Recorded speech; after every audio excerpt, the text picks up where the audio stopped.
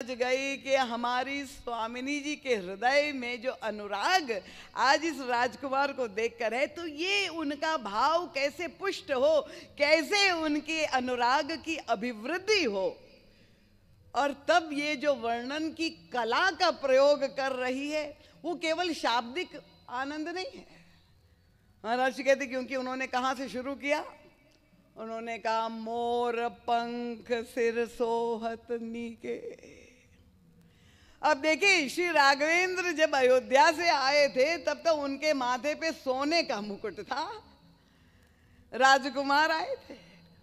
पर यहाँ जो है, यहाँ सोने का मुकुट नहीं है। सखियों ने कहा स्वामिनी आप दर्शन करिए, क्या उनका मोर पंख सिर सोहत नीके, गुच्छ बीच बिच कुसुम कली के। क्या तात्पर्य हुआ? इसका मतलब तो यही है कि भाई माथे के जो मुकुट का वर्णन है, पर महाराज श्री कहते हैं नहीं, ऐसा नहीं है।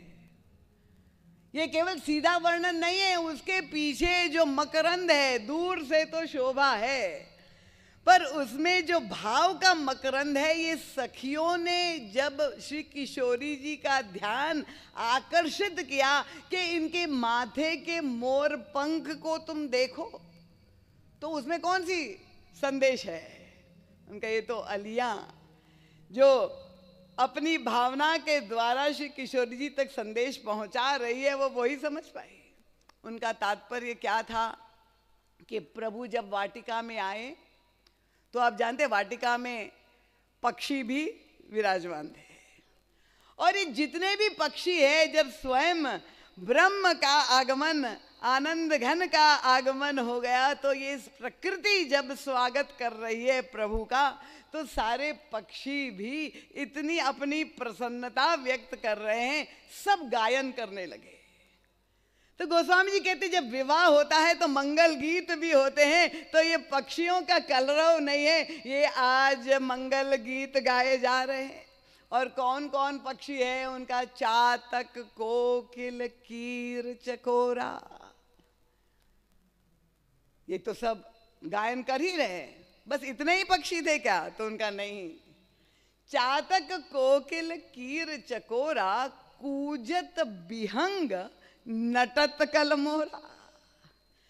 उनका ये चार पक्षी, महाराज जी ने उसकी बहुत सुंदर तात्विक व्याख्या भी की है। मैं उस गहराई में अभी नहीं ले जाऊंगी, नहीं तो आप लोगों को लगेगा कि बहुत कठिन हो जाएगा समझना। ये भक्ति के 5 भाव है, सबके प्रतीक है। तो चातक पक्षी, कोकिल, कीर और चकोर तो प्रसन्न होकर के गाने लगे, पर प्रभु के सौंदर्य का देखकर जो परमानंद जिसने अनुभव किया, वो तो नाच उठा, वो मोर जो है नृत्य करने लगा। और जब वो नृत्य करना लगा, आनंद विभोर हो गया वो मोर, तो क्या हुआ? उसका पंख नीचे गिर गया।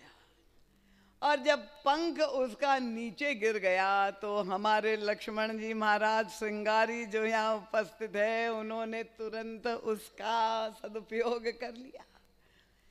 और ये मोर पंख को अब कवियों ने तो उसकी बहुत ही दिव्य व्याख्याएं की है। महाराज जी कहते हैं कि लक्ष्मण जी ने इस मोर पंख जो नीचे गिरा हुआ है उसको माथे पर क्यों चढ़ा दिया? तो एक व्याख्या तो बहुत मधुर यही है कि हर एक व्यक्ति अपना ही, क्योंकि पंख को पक्ष भी कहा जाता है, हर एक व्यक्ति अपने अपने पक्ष में ही जो है तर्क करता है, अपने पक्ष को रखता है। पर जिस व्यक्ति ने प्रभु को देख करके अपने पक्ष का त्याग कर दिया, प्रभु उसी के पक्ष धारण करते हैं, उसी को अपने सिर। तो ये तो भक्तों की भावना है। पर श्री किशोरी जी की सखियां क्या बताना चाहती? उनका मोर पंख सिर सोहत नीके, गुच्छ बीच बिच कुसुम कली के। अरे सीता जी को दर्शन कह रही, आप देखो तो उसके माथे पे मोर पंख है और सिर पर जो दिव्य कलियां सजी हुई है, तो उसकी क्या विशेषता है? ये तो अली मकरंद जो उसका भाव पक्ष है वो ये बताना चाहती है कि आप ये मत समझिए कि आप ही उनको बहुत प्रेम करती है। आप ये देख लीजिए कि आप जिनसे प्रेम करती है वो आपसे कितना अधिक अनेक गुना आपको प्रेम करते रहे, ये उनको देख करके आप समझ जाइए ये संकेत कर रहे हैं। देखिए प्रेम में तो यही अच्छा लगता है ना, अगर आप हम कह के हम तुमसे दूना प्रेम करते हैं तो व्यक्ति को बड़ी प्रसन्नता होगी। तो सखिया कह रही है आप मत समझिए कि आप ही उनसे प्रेम करते हैं, वो तो आपको कितना अधिक प्रेम करते रहे, वही तो ये संकेत कर रहे हैं, उनका श्रृंगार के द्वारा बता रहे हैं कि आपकी तो बात ही जाने दीजिए, आपकी वाटिका के मोर के पंख को जब उन्होंने सिर पे धारण कर दिया है तो आपको कहाँ धारण करेंगे, आप ये समझ लीजिए आपका स्थान कहां पर उनके जीवन। और ये कलियां किसकी प्रतीक है? तो ये तो अली और कली की बात है, ये तो अलिया ही समझ पाई कि ये कलियां क्या है। महाराज जी कहते यही, क्योंकि प्रभु तो आए थे, शब्द क्या गोस्वामी जी ने लिखा, पुष्प चुनने फूल चुनने नहीं, सुमन की खोज में आए थे। तो सुमन क्या है? उनका ये सुंदर मन का प्रतीक है, जहां पूरी भक्ति की भावनाएं सुंदर मन में जहां खिली हुई है, वो भावनापूर्ण भावुक मन है।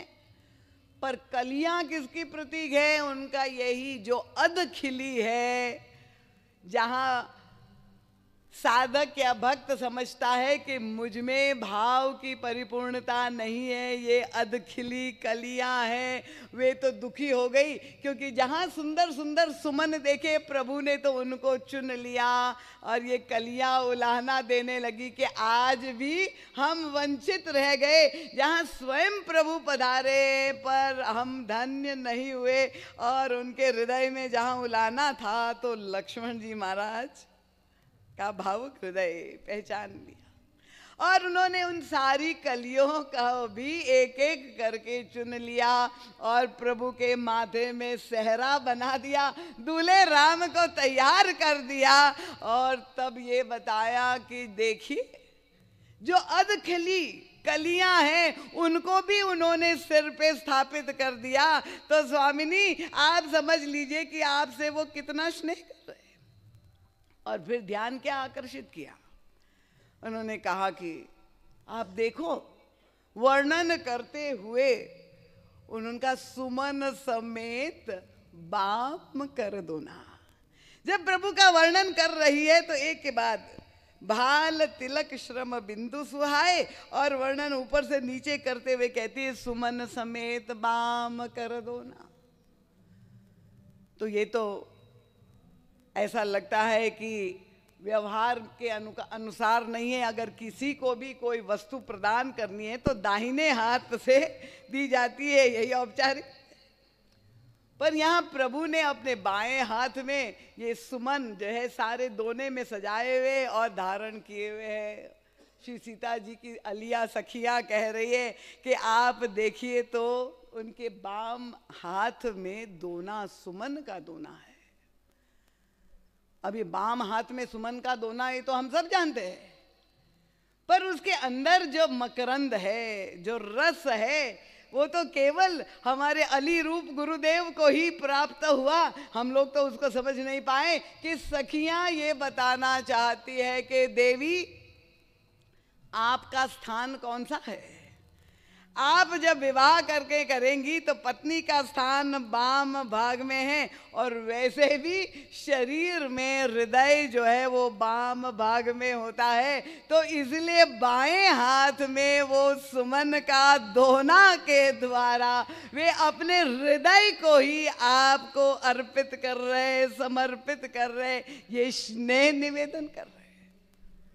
वो आजकल का वैलेंटाइंस डे नहीं, जो मॉडर्न लोग बच्चे आजकल परंपरा, भगवान श्री राम के देखिए ना शब्द का ना वाणी का विनिमय हो रहा है, ना शरीर का मिलन है, पर रस की पराकाष्ठा पर पहुंचा दिया कि जहां बाएं भाग में हाथ में के अपने मन को, अपने हृदय को वो आपको समर्पित अपना प्रणय निवेदन कर रहे हैं।